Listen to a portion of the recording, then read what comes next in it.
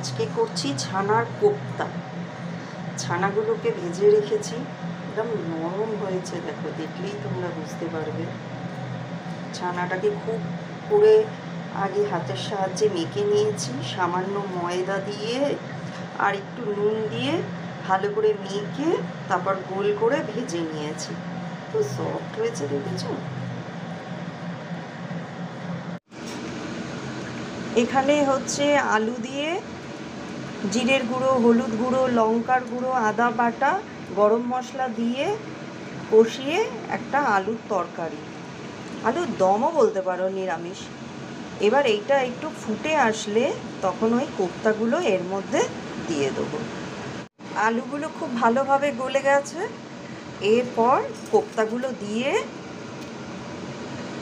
একটু ঘি, গরম মশলা দিয়ে নামিয়ে দেবো। বেশি ফোটাবো না, এমনিতেই তো বড়াতে ঝোলগুলো টেনে নেবে। রেডি হয়ে গেল ছানার কোপ্তা। ওপর থেকে একটু ফ্রেশ ক্রিম দিয়ে দিয়েছিলাম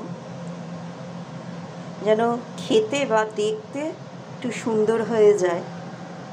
এইটা তোমরা আলু ছাড়াও করতে পারো, জানো, যেহেতু আমরা একটু ভাত দিয়ে খাবো, একটু তার জন্য আলু দিলাম। যাই হোক, কেমন লাগলো বলো।